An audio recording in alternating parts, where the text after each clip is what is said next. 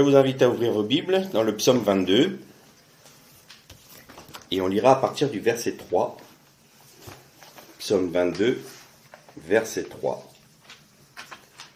Mon Dieu, je crie tout le jour et tu ne réponds pas. Je crie la nuit, je ne garde pas le silence. Pourtant tu es le Saint, tu habites les louanges d'Israël. Et toi, nos pères avaient mis leur confiance, ils avaient confiance et tu leur donnais d'échapper. Ils criaient vers toi et ils échappaient. Ils mettaient leur confiance en toi et ils n'avaient pas honte. Quant à moi, je ne suis pas un homme, mais un ver, outragé par les humains et méprisé par le peuple. Tous ceux qui me voient se moquent de moi. Ils ouvrent les lèvres, hochent la tête. Remets ton sort au Seigneur. Tu lui donneras d'échapper. Il te délivrera puisqu'il a pris plaisir tu as pris plaisir en lui. Oui, tu m'as tiré du ventre maternel. Tu m'as confié au sein de ma mère. Sur toi, j'ai été jeté depuis le sein maternel, depuis le ventre de ma mère. Tu as été mon Dieu. On fera une deuxième lecture au psaume 31. Et on lira à partir du verset 1er. Seigneur, c'est en toi que je trouve un abri, que jamais je n'ai honte. Par ta justice, donne-moi d'échapper. Tends vers moi ton oreille, délivre-moi vite. Sois pour moi un rocher, fortifié, une place forte, pour que je sois sauvé. Car tu es mon roc, ma forteresse. À cause de ton nom, tu me conduiras, tu me dirigeras. Tu me feras sortir du filet qu'on a tendu pour moi, car tu es ma forteresse. Et un petit peu plus loin, au verset 10, « Fais-moi grâce, Seigneur, car je suis dans la détresse. J'ai les yeux, la gorge et le ventre rongés par la contrariété. Ma vie s'épuise dans le chagrin, mes années dans les soupirs. Ma force vacille à cause de ma faute. Mes os sont rongés à cause de tous mes adversaires. Je suis le déshonneur suprême de mes voisins, la frayeur de ceux qui me connaissaient. Ceux qui me voient dehors s'enfuient loin de moi. Je suis oublié des cœurs, comme un mort. Je suis comme un objet perdu. J'ai entendu les mauvais propos de beaucoup, effroi de tous côtés. Quand ils se liguent contre moi, ils les intriguent pour m'ôter la vie. » Et une troisième lecture au psaume 69.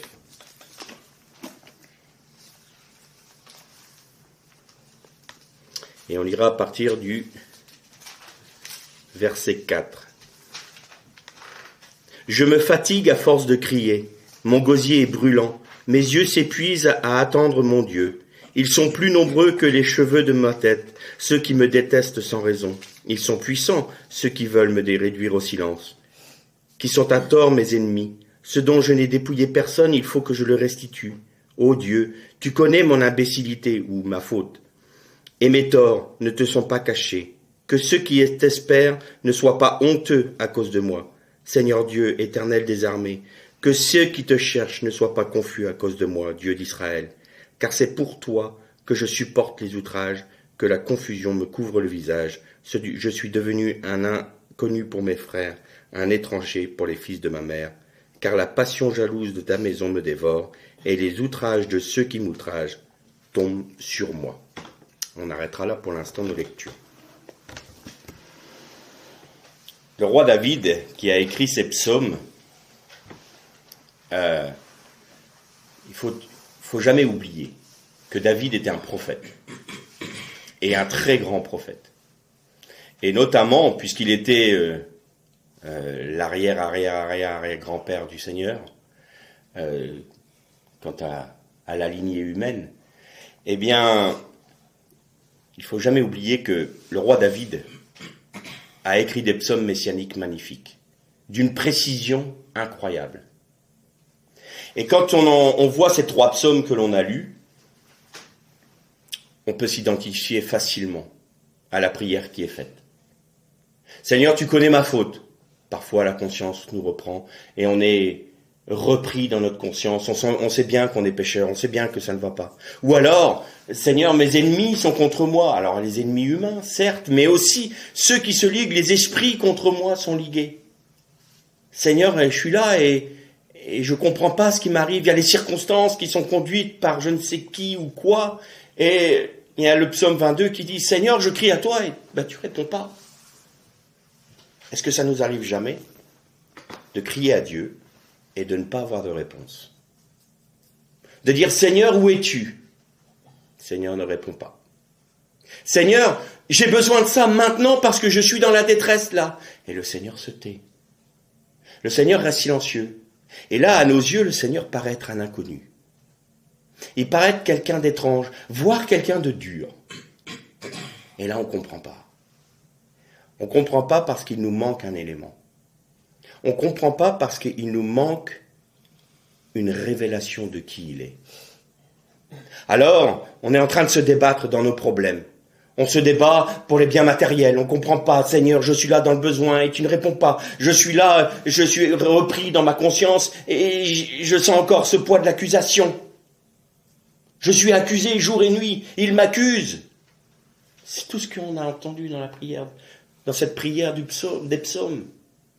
Seigneur, je crie à toi, tu ne réponds pas. Et pourtant, à mes pères, ils t'invoquaient, tu répondais. Ils invoquaient ton nom et tu étais présent. Quand on entend les témoignages de nos anciens, qui ont des réponses aux prières à tel moment de leur vie, qu'ils ont été des outils utiles dans les mains du Maître pour accomplir l'œuvre du Seigneur, et on se dit, mais Seigneur, dans le passé, tu répondais à nos pères. Tu étais présent, ils priaient à toi et tu répondais. Et aujourd'hui, je n'ai que silence. Je ne comprends pas, Seigneur.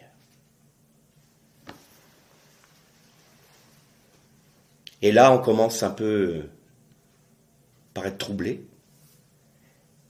Et souvent, ça termine par au moins pire des murmures. Ah, une certaine forme de dépression spirituelle. Bah, tu répondais à mes pères, mais moi je ne mérite pas. Ah, puis on commence à détourner les regards du Seigneur pour les tourner à nouveau vers nous. Et on regarde à notre propre souffrance et à notre propre interprétation de la situation dans laquelle nous sommes. Et on se dit, Seigneur, c'est pas pour moi ces promesses-là.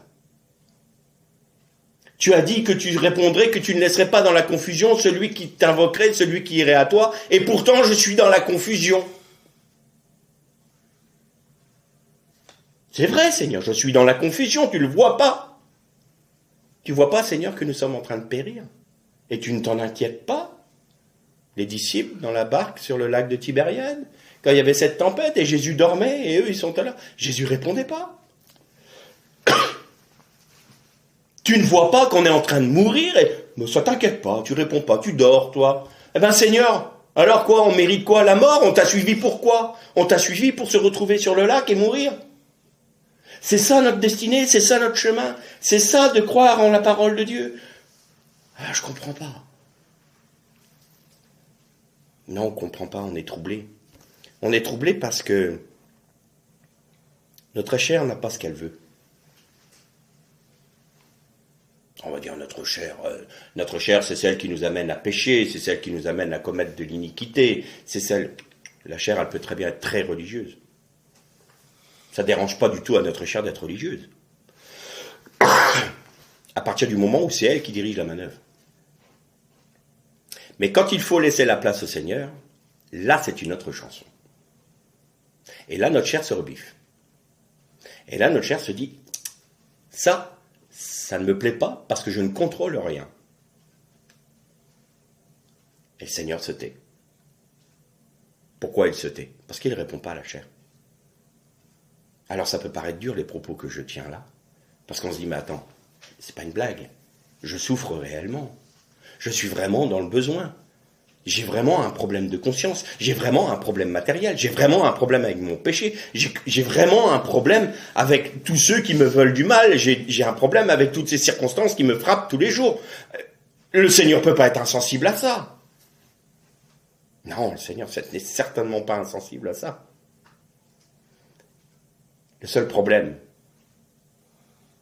c'est qu'on n'a pas compris qu'il s'est identifié à nous.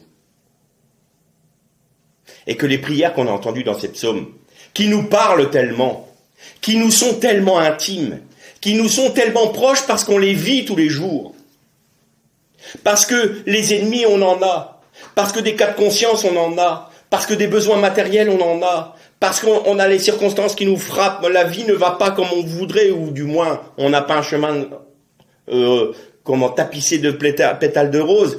Et on sent plus les épines que les pétales. Oui. Et on se dit, mais ces psaumes-là, oui, tu parles de moi, le Seigneur, il me répond pas, le Seigneur, il me dit rien, le Seigneur, il fait rien pour moi, je vois bien que... En fait, le Seigneur est en train de vous exaucer. Le Seigneur est en train de vous exaucer. De nous exaucer. Quand le Seigneur Jésus a été sur la croix, il a prononcé cette parole. Il faut savoir que le Seigneur Jésus, quand il est venu sur terre, il est venu apporter la Torah du Messie. Je vous ai déjà expliqué ça. Quand il y a eu les premières tables et le peuple a péché avec le veau d'or, Moïse a brisé les premières tables sur le veau d'or. Il a détruit le veau d'or, il a mélangé la poussière du veau d'or à de l'eau et il l'a fait boire au peuple. Parce qu'ils devaient avoir l'amertume de leur idolâtrie. Ils devaient comprendre que le veau d'or était de l'amertume pour leur être. Et la chair qui se rebelle en nous, c'est notre veau d'or. Et notre veau d'or produit de l'amertume en nous. Et il y a eu une deuxième paire de tables de la loi. Et ça, c'était la loi de Moïse. Que Dieu avait écrite, c'était la même. Mais, il y avait un mais. Se rattacher à cette deuxième Torah, une condamnation pour celui qui ne respecterait pas tous les commandements de la Torah. Et dans le monde juif, il est reconnu que celui qui viendra après Moïse, vous savez que Moïse avait dit à Josué, il viendra, excusez-moi, il viendra un autre après moi, un autre prophète, il sera comme moi, faites tout ce qu'il vous dira. Et c'est ce que Nathanaël a entendu dire de Philippe. Nous avons trouvé le Messie, fils de Joseph, celui dont Moïse nous a parlé. Donc c'est bien de ce prophète-là dont il était question en parlant de Yeshua. Et dans le monde juif, il est reconnu que quand le Messie viendra, il viendra apporter la Torah du Messie, c'est-à-dire les 2 premières tables de la loi. Il viendra rapporter à son peuple les 2 premières tables de la loi. Et que s'est-il passé? Il y a eu 5 discours magistraux du Seigneur Jésus sur la montagne, ce qu'on appelle les sermons sur la montagne ou les béatitudes. Et Matthieu articule son évangile sur ces 5 discours-là. Un discours correspondant à un livre de Torah. Jésus était venu apporter la bonne interprétation de la Torah, en enlevant la condamnation qui était rattachée à celle qu'ils respectaient. C'est la loi de Moïse, la Torah de Moïse. Et pour satisfaire à la justice de Dieu, l'apôtre Paul nous dit, il a revêtu notre chair de péché pour condamner le péché dans la chair et le mettre à mort à la croix. Il fallait donc que le Christ vienne apporter la bonne interprétation de la Torah. Vous avez entendu dire, mais moi je vous dis. Vous avez entendu dire, tu ne commettras pas adultère, mais moi je vous dis que celui qui a déjà convoité la femme de son voisin a déjà commis adultère dans son cœur. Mais dis donc, la Torah du Messie est bien plus dure que la Torah de Moshe. Oui, parce que la Torah du Messie a une puissance de régénération que la loi de Moshe n'a pas. Ce qui est rattaché à la loi de Moshe, c'est une condamnation. L'apôtre Paul nous dit, Jésus-Christ a cloué à la croix l'acte de condamnation qui nous condamnait. Et maintenant, nous avons le salut et la réconciliation avec le Père, non plus par l'ordonnance qui nous est donnée par la loi de Moshe, mais par la foi. Et c'est là où les chrétiens ont un petit problème de compréhension. Alors, si la loi de Moshe est mauvaise, On ne doit pas respecter, donc tout l'Ancien Testament, on peut le jeter à la poubelle, et puis on croit simplement que Jésus a tout accompli. Non. Parce que Paul nous dit aussi que la loi n'est pas mauvaise. La Torah n'est pas mauvaise. La Torah est même très bonne. Et qu'a-t-il dit encore? Est-ce que par ces paroles, j'abolis la Torah? Loin de là. Alors, moi je vois souvent des commentaires qui disent « Ah, mais on n'est plus sous la loi, on est sous la loi est finie en Jésus-Christ. » Non, la loi est accomplie. Nuance. Christ est la fin de la loi. Voilà la traduction qui a été donnée. Sauf que non, c'est pas ce qui est dit. C'est pas la bonne traduction du grec. La bonne traduction du grec, c'est Christ est l'aboutissement de la Torah. C'est-à-dire, c'est lui qui a accompli la Torah. Et c'est lui qui nous a fait comprendre la nature même de la Torah. La bonne interprétation. Nuance. Donc la Torah est bonne.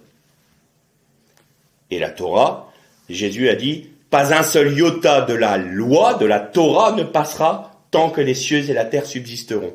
Si les cieux, je l'ai déjà dit souvent, si les cieux et la terre subsistent encore, ce qui est le cas, il me semble, eh bien c'est que la Torah n'est pas passée. Donc, de dire et d'enseigner que la Torah est caduque et est rejetée par Dieu, ça, c'est rejeter même la parole de Jésus. Après, chacun voit ce qu'il en est.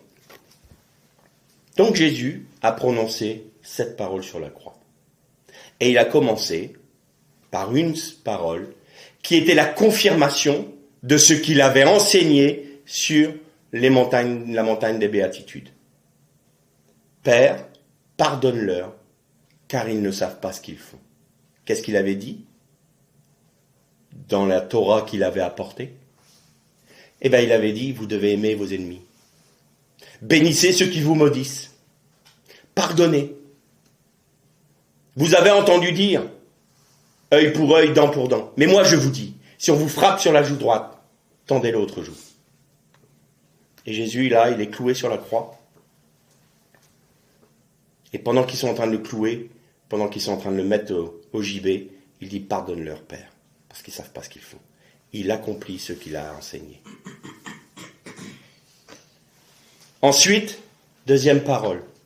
Cette deuxième parole était pour le brigand qui se repent. Et qu'est-ce qu'il lui dit? Tu es heureux, en fait. Tu es heureux. Je suis sur la croix, je suis en train d'agoniser, on va mourir. Je suis bien, je suis heureux. Oui, parce que je te le dis. Tu seras avec moi, nos traductions disent dans le paradis, mais tu seras avec moi dans le Gan Eden. Tu vas revenir à l'origine, là où il n'y avait pas le péché, là où il n'y avait pas la désunion avec Dieu, où il n'y avait pas la séparation, là où tout était en harmonie. J'y vais, moi. Et tu viens avec moi. Tu sais la vie éternelle dont tu rêves, dont tout le peuple rêve, le peuple d'Israël. Tu vas le vivre avec moi aujourd'hui. Tu es sauvé. Troisième parole. Là, le Seigneur regarde le disciple qu'il aime, il regarde sa mère qui est là, et il veut répondre aux besoins de sa mère. Tout nous fait comprendre que Joseph est décédé. On voit bien, on ne parle plus de Joseph. On parle des frères de Jésus, on parle de Marie, Myriam, mais on ne parle plus de Joseph. Et le fait que Jésus ne soit plus avec sa mère, en étant l'aîné, c'est lui qui subvenait aux besoins de sa mère. Et là, sa mère, elle se retrouvait sans ressources. Et, Seigneur, mon fils, je sais que tu es le Messie. Mais là, maintenant, tu donnes ta vie, mais qu'en est-il de moi au niveau matériel, au niveau humain? Et Jésus dit, disciple, voici ta mère. Fils, voici ta mère. Mère, voici ton fils. Il dit aux disciples, je te confie ma mère humaine, afin que tu t'occupes d'elle, parce que je m'occupe de ses besoins matériels, affectifs, humains. Je sais qu'elle est en train de souffrir parce que je suis en train de mourir sur la croix. Mais elle va vraiment comprendre quelle est ma destinée.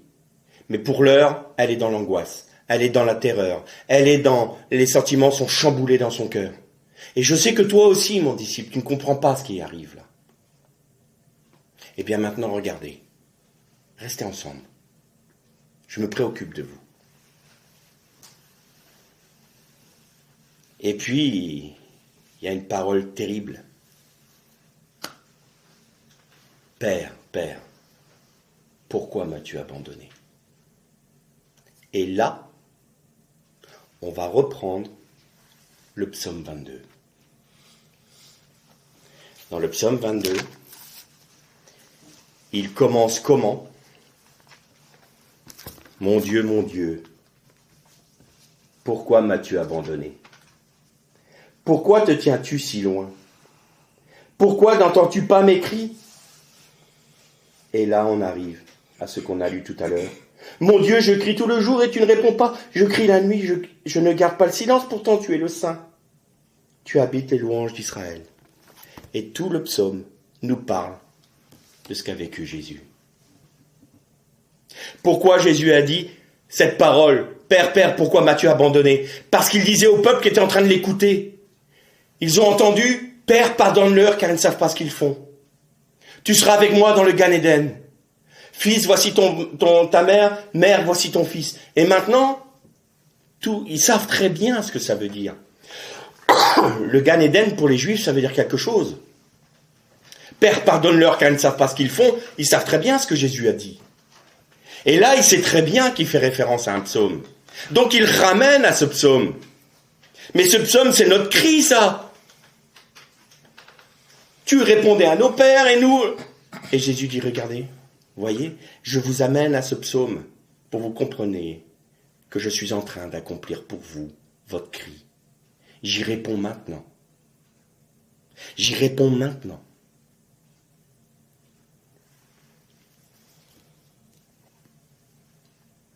Et on pourrait continuer sur le psaume 22, qui va nous prouver ce que je dis. Tu me réduis à la poussière de la mort, donc verset 16. Ma force se dessèche comme l'argile, et ma langue s'attache à mon palais. Tu me réduis à la poussière de la mort. Car les chiens m'entourent. Les chiens, là, il faut comprendre que ce sont des esprits démoniaques. Une troupe mauvaise m'encercle. Romains. Ils me lacèrent les bras et les jambes. Parle du fouet. Je peux compter tous mes os. Je vous ai déjà dit que quand les Romains fouettaient un supplicié, il y a des témoignages, et notamment Eusèbe de Césarée qui en parle, quand nos frères étaient lacérés par le fouet romain, donc le flagum, il disait qu'on pouvait voir les organes les plus profonds du corps, que les os étaient mis à nu. Et là, qu'est-ce que dit? On sait que Jésus avait les os du dos, des jambes à nu. La peau, il n'y en avait plus. Tout était déchiré. Les chairs étaient déchirées. Et sa colonne vertébrale était à nu. Et quand il était sur la croix, le bois touchait directement les os. Pour respirer, il était obligé de se relever. Et s'afforcer sur les clous de ses pieds. Et quand il n'en pouvait plus, il relâchait. Mais à chaque mouvement, ses os frottaient sur le bois de la croix. Et ne croyez pas que c'était un bois raboté. Hein. Alors, c'est pas simplement quelques petits clous comme ça. Non. La souffrance de notre Messie, c'est ça. Je peux compter tous mes os. Ben oui, les os sont à nu. Eux, ils observent. Je leur suis offert en spectacle. Oui, l'exécution, c'était un spectacle. Et là, ils se partagent mes vêtements. Ils tirent au sort ma tunique. Jésus, sur la croix, disait à ceux qui l'écoutaient, regardez le psaume 22, votre cri, votre souffrance, je suis en train de la porter. Et puis, une autre parole, j'ai soif. Alors, psaume 69, vous le lirez.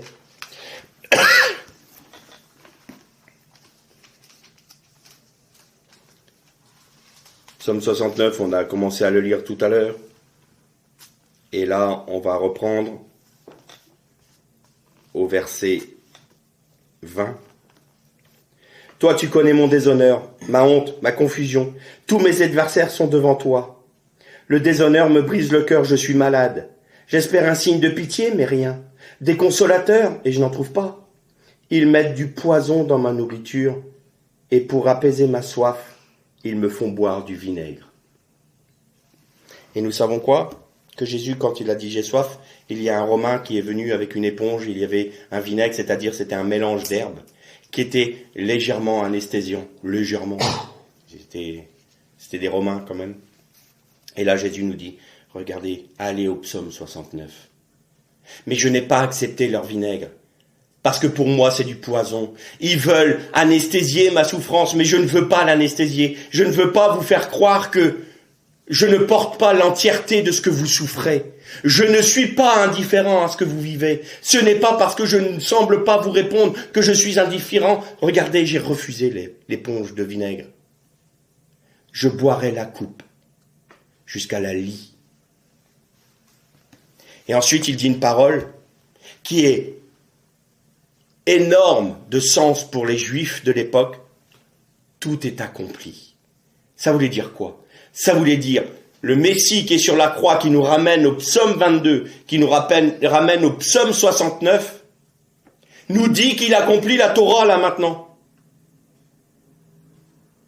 C'est ça que les prêtres ne supportaient pas. Tout est accompli.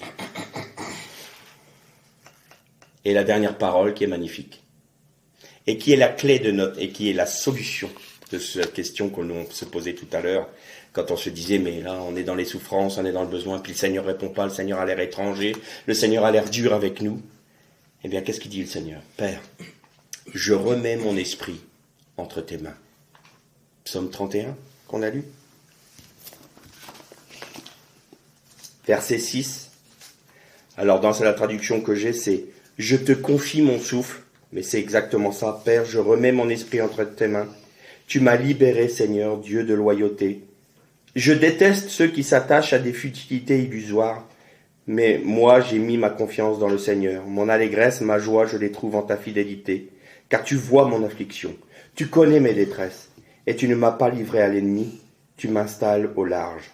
Fais-moi grâce, Seigneur, car je suis dans la détresse. » Et là, le Seigneur nous dit, voilà, j'ai tout accompli pour vous. Je vous ramène au psaume 22, je vous ramène au psaume 31, je vous ramène au psaume 69.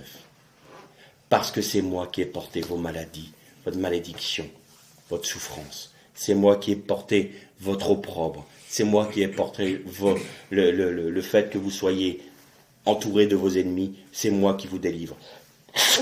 C'est moi qui vous fais grâce. C'est moi qui vous ramène dans les chemins du salut. Et en faisant ça, qu'est-ce qu'il faisait? Il accomplissait la prière du Notre Père. Notre Père qui est aux cieux, que ta volonté soit faite, que ton règne vienne sur la terre. Non, que ta volonté soit faite sur la terre comme aux cieux, que ton règne vienne. Donne-nous aujourd'hui notre pain de ce jour. Tous nos besoins, réponds-y, Seigneur. Pardonne-nous nos offenses, tout comme nous pardonnons à ceux qui nous ont offensés. Pardonne-leur, Père, car ils ne savent pas ce qu'ils font.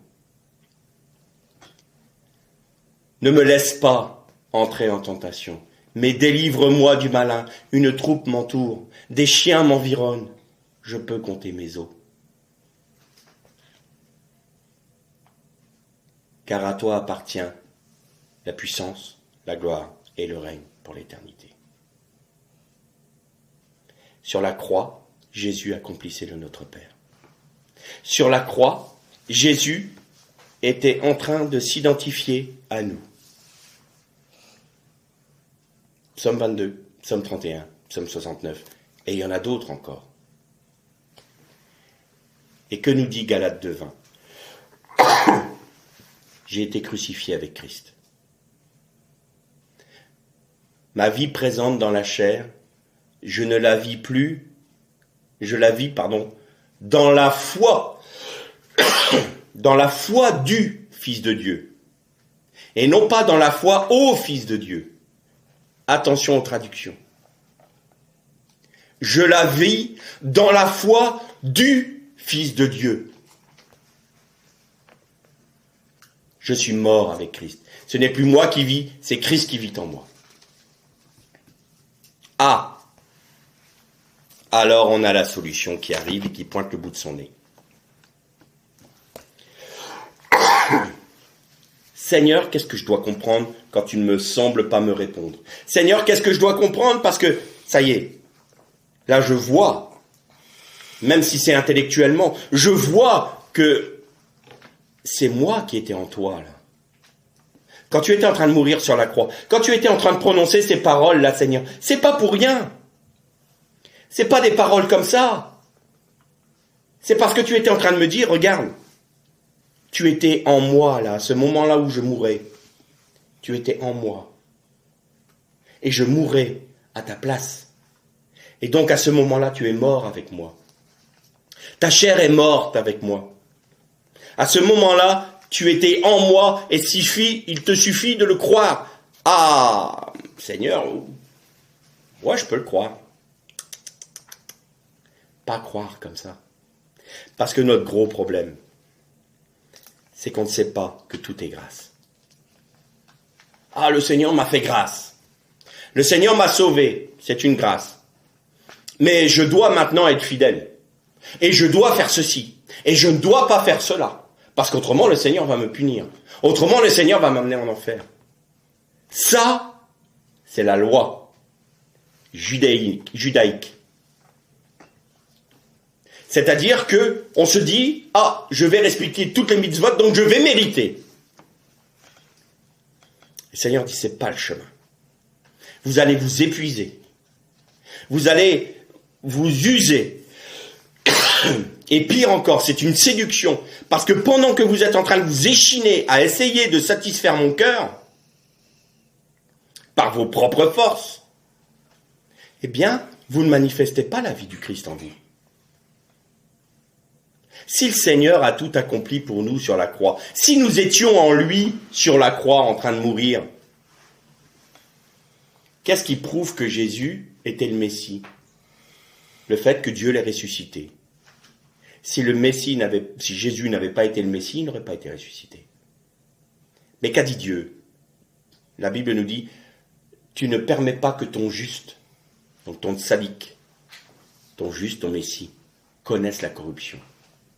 Le fait même que son corps ne connaisse pas la corruption est la preuve qu'il était approuvé par Dieu et que Dieu mettait un sceau sur ce que Jésus a fait sur la croix.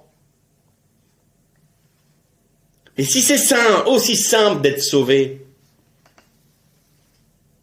parce que c'est une grâce de Dieu, on n'a pas cherché le jour où on a dit au Seigneur, je te demande pardon parce qu'on était convaincu de péché, on n'a pas essayé de prouver que on était meilleur que les autres et qu'on obtenait notre salut, on l'a simplement accepté comme un cadeau. C'était une grâce. Eh bien, la sanctification, c'est pareil. C'est une grâce. Un jour, j'ai posé une question à un frère. Je lui dis, qu'est-ce qui fait que tu veuilles obéir à Dieu? Et il m'a répondu, parce que je l'aime. J'ai dit, en es-tu sûr? Il me dit, oui. J'ai dit, oui, tu es certain que tu l'aimes. Mais pourquoi tu l'aimes? Il me dit, parce qu'il m'a sauvé. Oui. Et c'est tout. Et le jour où, là, il ne va pas te répondre. Le jour où ça va pas aller comme tu veux. Le jour où tu vas avoir le sentiment que tu as affaire à un étranger qui te répond pas, qui est là et tu cries à lui et il n'y a rien qui vient. Qu'est-ce que tu vas faire? Tu l'aimeras toujours ou tu vas murmurer? Tu l'aimeras toujours ou tu vas te rebeller? Tu l'aimeras toujours ou tu iras chercher une femme étrangère? Et je voulais amener ce frère à comprendre que il aimait le Seigneur, ce qui est vrai, parce que le Seigneur l'aimait avant, en premier. C'est parce que Dieu nous aime que nous pouvons l'aimer. C'est parce que Jésus est notre sanctification que nous pouvons être sanctifiés.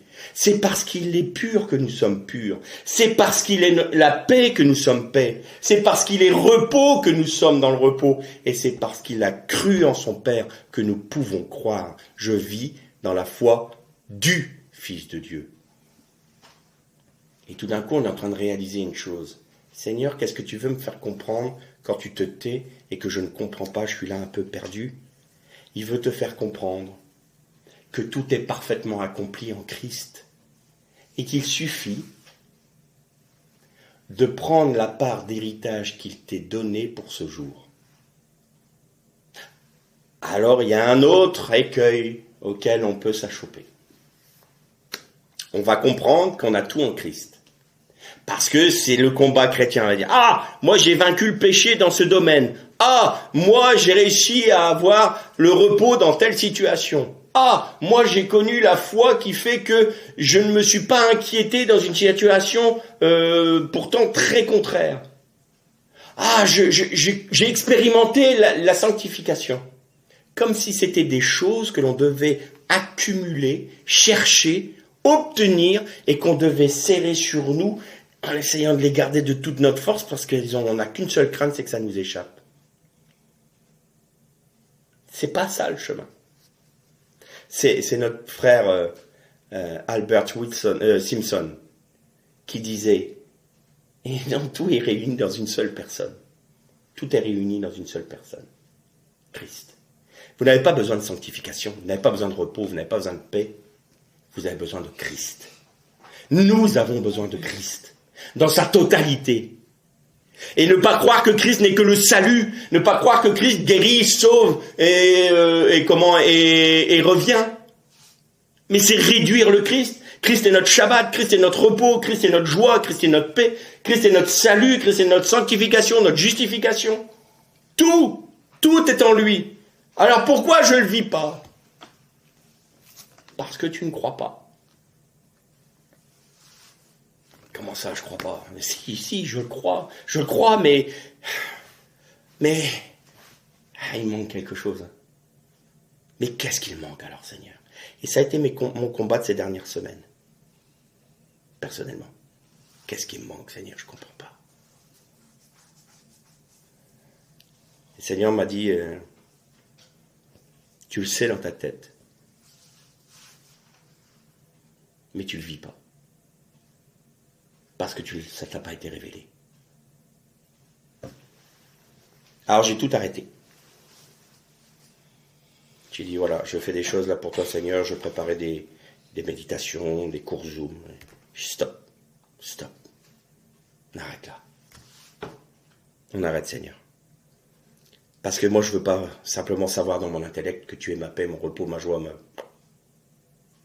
Maintenant je veux que tu me fasses rentrer dans ta révélation. Je veux que tu me fasses rentrer dans l'expérience de ce que tu m'as montré. Et tant que tu ne m'as pas révélé ça, je ne peux pas le vivre. Alors au début, je me suis mis dans une position. J'ai dit, Seigneur, maintenant je crois. Je crois que je peux m'abreuver au rocher, à l'eau du rocher. Et je viens boire à l'eau du rocher. Ah, je ne vous raconte pas l'épreuve que j'ai eue. Elle n'est pas venue de l'extérieur, celle-là. Elle est venue de l'intérieur de moi. Elle m'a tellement bousculé que j'ai perdu pied complètement. Et je me suis dit, waouh, qu'est-ce qui m'arrive là? Je ne comprenais plus rien. Et là, je criais, mais tu ne réponds pas. Il y en a qui expérimentent ça, mais je ne l'avais pas encore lu, moi, le psaume, là. Et puis, Seigneur, il me dit, Père, pourquoi m'as-tu abandonné? Juste cette pensée-là qui me vient dans l'esprit. Et alors, je vais regarder le texte. Je dis, oui, Seigneur, tu as dit ça. Et puis, je vois la corrélation. Luc 23, Psaume 22. Psaume 22. Puis là, je lis le psaume 22. Père, pourquoi m'as-tu abandonné? Je crie à toi et tu réponds pas. Mais Père, exactement ma prière, exactement ce que j'étais en train de crier à Dieu. Je dis, oh Seigneur, ça veut dire quoi ça? Et là, j'ai commencé à comprendre. Et j'ai commencé à comprendre que j'étais identifié à Christ. Le Seigneur ne m'a pas montré intellectuellement. Il m'a fait rentrer dans l'expérience. Dans l'expérience du fait que j'étais identifié en lui dans sa mort. Et que lui avait pris mes cris et ma souffrance sur lui-même pour l'amener à la croix. Alors aujourd'hui, je voudrais que tout le monde fasse cette expérience-là. Que tout le monde rentre dans cette réalité-là. Alors comment faire? Intellectuellement, c'est pas dur à comprendre. Mais le vivre, c'est autre chose. Mais le vivre, on ne peut pas l'inventer. On ne peut pas fabriquer cela. Il faut que ce soit le Seigneur qui nous y fasse rentrer. Et alors, ce que je nous invite tous à faire, parce que c'est un processus, faut pas croire que c'est un acquis, comme ça, voilà, et puis qu'on est arrivé à un certain degré, et que tout va bien. Non, c'est un processus. Plus on va, et plus on va expérimenter son repos, sa sanctification, sa justification, sa paix, sa joie. Plus on rentre dans le Saint des Saints, et plus on découvre les profondeurs de la personne du Père en Jésus-Christ. Mais il faut passer le voile. Et pour passer le voile qui a été déchiré sur la croix, quand Jésus a donné sa vie sur la croix, le voile s'est déchiré dans le temple. Ça voulait dire quoi? Vous avez un libre accès, allez-y. Mais comment, Seigneur? Comment j'y vais? Je comprends, ok, le voile il est déchiré. Je fais comment? Demande-le-moi. Je veux plus que toi que tu y rentres. Demande-le-moi.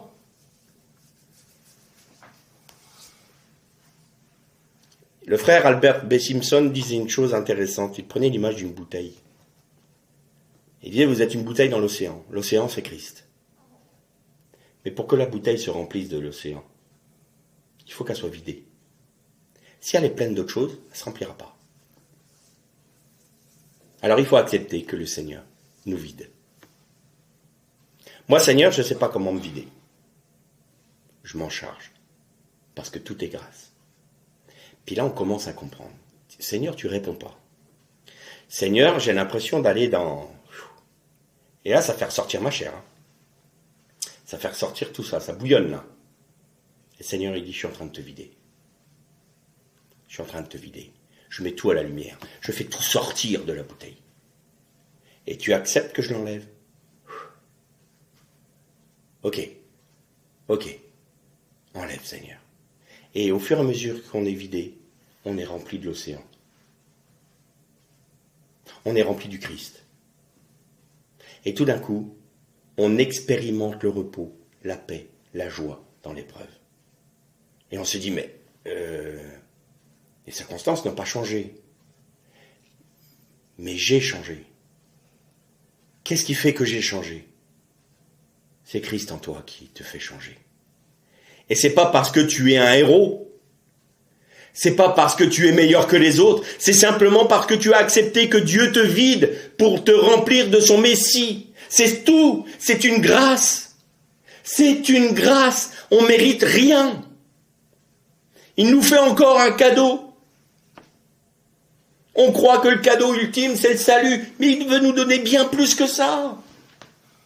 Il veut nous donner son Fils lui-même, la plénitude du Christ en nous. Que demander de plus? On aura la plénitude. Alors évidemment, on n'est pas l'océan. Seul Christ est l'océan. Mais nous serons remplis de l'océan. Et souvent, on est sur la plage. Et on a juste l'eau qui vient parfois lécher le petit pot, le vase de terre que nous sommes. Et l'océan vient juste lécher avec le ressac. Et on se dit, j'expérimente une expérience spirituelle, c'est magnifique. Et l'océan se retire et on se dit, je suis desséché, je suis dans l'épreuve. C'est le yo-yo spirituel, ça. Mais plongez dans l'océan, jetez-vous dans l'océan. Jetons-nous dans l'océan par la foi en disant, Seigneur, je lâche tout. Et c'est quoi le maître mot de ça? Père, je remets mon esprit entre tes mains. Que m'importe la situation dans laquelle je suis, que m'importe ce que j'ai, ce que je vis, ce que j'expérimente, ce que je ressens. Eh bien, si tu fais rien, je meurs. Si tu fais rien, je meurs. Moi, je remets mon esprit entre tes mains, je lâche prise. Je lâche prise. Et c'est ça que le Seigneur attend, que nous lâchions prise. Que nous n'essayons pas d'avoir une influence sur les événements, d'avoir une influence sur notre péché. Vous savez, le péché, c'est manquer la cible. Et souvent, les chrétiens sont comme des petites balles entre les pattes d'un chat. Satan est le chat, et nous, on est les petites balles. Et il joue avec nous. Tiens, cours après après la victoire sur ce péché. Ah, je ne ferai plus ça. Et puis, alors qu'est-ce qu'on fait? On réfrène l'élan pécheur en nous. Mais vous savez que la victoire, c'est pas réfréner le péché. Hein. La victoire, c'est ne pas vouloir le commettre.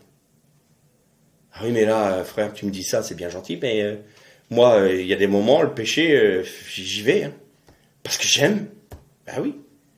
Et quand je résiste au péché, je suis content, hein, parce que... Puis tu résistes combien? Une journée, 2 jours, 15 jours, 3 semaines, 1 mois? Et puis après, tu te vautres à nouveau dans le même péché. Et tu te dis, je vais prendre des résolutions, je serai plus victorieux. Tu joues à la baballe. Tu joues à la baballe, Satan joue avec toi. Bah, elle est où la victoire? En Christ. T'occupe pas de ton péché, il s'en occupe lui. T'occupe pas de tes angoisses, il s'en occupe lui. Seulement, arrête d'essayer d'agir sur tes angoisses, sur ton péché. Là, abandonne tout dans les mains du Seigneur. Père, je remets mon esprit entre tes mains. Meurs. Mourons. Et nous ressusciterons en Christ et nous vivrons de sa gloire. Pour terminer, on va lire un dernier passage dans l'évangile de Jean, au chapitre 15. Premier verset. C'est moi qui suis la vraie vigne, et c'est mon Père qui est le vigneron. Tout sarment qui est en moi ne porte pas de fruit, il l'enlève. Tout sarment qui porte du fruit, il le purifie en le taillant, pour qu'il porte encore plus de fruits.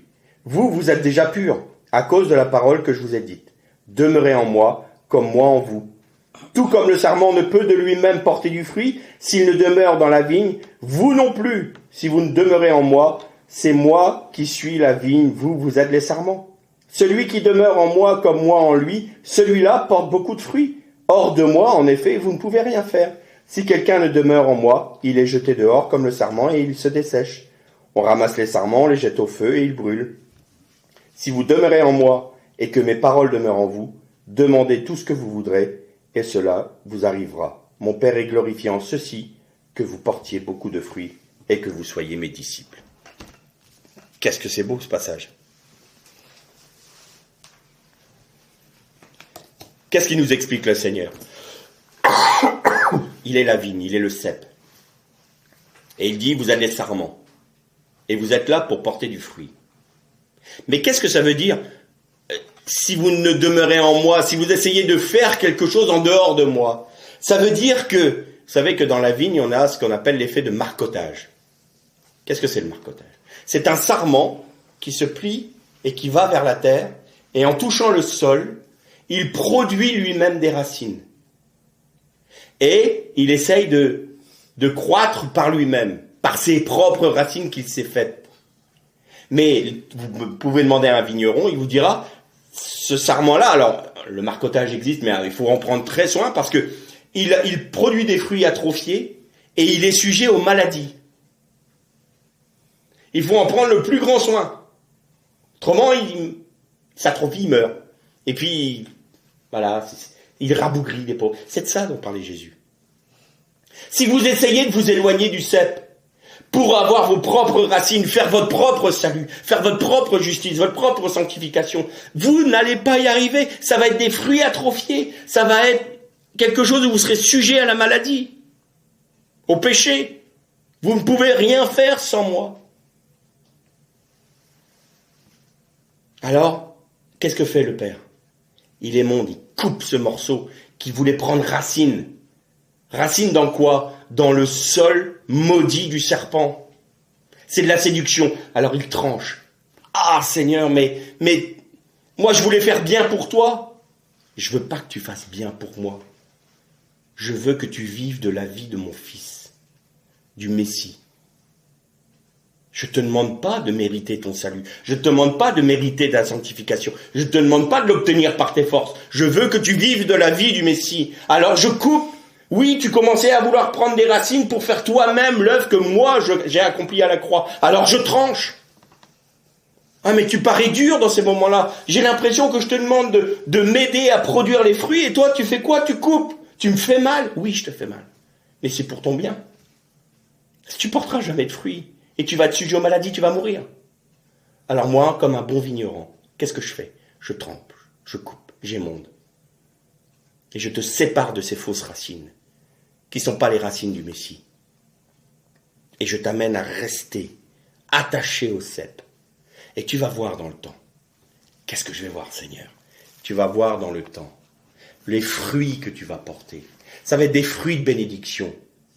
Parce que l'écueil dont je parlais tout à l'heure, c'est de penser à un moment donné que, Seigneur, j'ai compris que tout est en toi. Alors donne-moi tout mon héritage.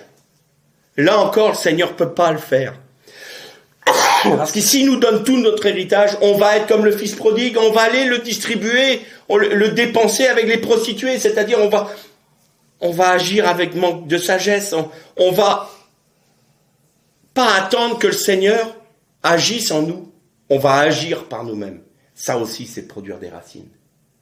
Alors, quelle est la position? À partir du moment où le Seigneur nous a révélé cette réalité-là et nous a fait rentrer dedans, eh bien, chaque jour de nos vies, et maintenant ma prière c'est celle-ci, Seigneur, donne-moi la part d'héritage dont j'ai besoin pour aujourd'hui.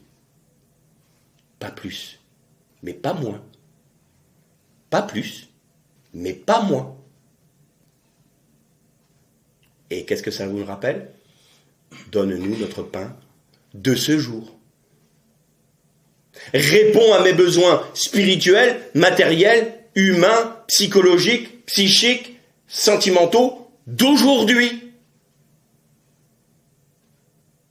Je n'ai pas besoin d'une réserve, parce que ça, c'est aller chercher de la manne pour faire de la réserve pour le lendemain. Elle pourrira dans nos pots. Nous devons apprendre à dépendre de Dieu. Ah, ça, c'est justement ce qu'on n'aime pas. Seigneur, donne-moi une grande provision. Seigneur, tu vas répondre à mes besoins matériels. Très bien. Donne-moi 3 millions de dollars ou 3 millions d'euros sur le compte en banque, qu'on renouvelle tous les 6 mois, ça ira. Ça, c'est pas marché par la foi, ça. Et puis là, quand vous arrivez aux échéances et que vous voyez, vous dites, Seigneur, là, Seigneur, je réponds pas encore. Je réponds pas, puis à la dernière minute, et puis tout d'un coup, vous voyez que il y a quelque chose qui se débloque. Ah! Pas 3 millions d'euros, hein, mais ce dont vous avez besoin pour l'aujourd'hui de vos vies. Et on se dit, Seigneur, quand même t'es fort. Eh oui, parce qu'il pourvoit, mais il pourvoira selon nos besoins, pas selon nos envies. Alors, demeurer en Christ et lui en nous, qu'est-ce que ça produit? Ça produit que on fait son œuvre. Notre force physique vient de lui. Notre force spirituelle vient de lui. Nous puisons nos besoins journaliers. Mais c'est encore plus que ça. Seigneur, mais tu pries en moi. Les psaumes qu'on en a lus là, c'est les prières du Messie. Pour nous et en nous. Et puis, mais Seigneur, pour l'intercession, c'est toi qui intercèdes à travers moi. Mais alors, c'est facile en fait. C'est facile parce que tu acceptes d'être vidé. C'est facile parce que tu acceptes d'être mourir. Qu'est-ce qui rend difficile ce chemin? C'est qu'on n'accepte pas de mourir à nous-mêmes. Et qu'on veut obtenir ce qu'on pense être juste. Nous, on a une idée bien arrêtée de la sanctification. Je suis toujours très méfiant et très prudent quand je vois certaines personnes qui viennent me voir en disant « On ne doit plus faire ceci, on ne doit plus faire cela parce qu'autrement on sera dans la GN. » J'ai dit « Hop, hop, hop, hop. T'emballe pas avec ces paroles-là, parce que tu sais, tu vas au-devant de déboires qui vont te faire souffrir. Parce que ça, c'est ce que tu imagines, toi. Et tu oublies que Paul a eu un écueil. Il avait une écharpe dans sa chair. Chikutz, en hébreu. Une écharpe. Chikutz, c'est les épines que la terre a produites quand elle a été maudite. Et Dieu ne lui a pas permis qu'elle soit enlevée. Alors attention à tes interprétations. Moi, je veux une parole de vie, qui me donne la vie, pas une parole de condamnation qui me promet l'enfer. Certes, celui qui ne se confie pas en Dieu, qui n'accepte pas Christ comme son sauveur, il est perdu, c'est vrai. Mais celui qui est sauvé et qui est dans la tourmente et dans les combats et dans la crainte et dans la prière telle que l'on a lu là, le Seigneur veut l'attirer plus loin. Si c'est nous donner la grâce du salut pour mieux nous tuer après, quel intérêt? de croire que le salut est une grâce et que la sanctification n'est pas de la grâce, ça, c'est de l'orgueil religieux. Et l'orgueil religieux, ça produit quoi? Le péché de Satan. Il a regardé à lui-même, il s'est trouvé beau, il s'est trouvé plus grand que les autres, et il s'est dit, moi je suis Dieu. Et ça, c'est ce que notre chair veut. Alors attention à notre interprétation de ce qu'est la sanctification, de ce qu'est la justification, de ce qu'est le repos et de ce qu'est la paix. Ce qui nous importe, c'est de connaître qui est Christ. Et nous devons demeurer en Christ. Alors, Christ demeurera en nous, à la condition que nous acceptions d'être vidés de nous-mêmes, de nos préjugés, de nos pensées, de nos interprétations. En un terme, c'est porter sa croix chaque jour, pour recevoir de la croix la vie, parce que non seulement la croix produit la mort de notre chair, mais elle apporte la vie de la résurrection du Christ. Et seulement après, quand nous sommes rentrés dans cette dimension-là, par la grâce de Dieu, et que nous vivons de sa foi.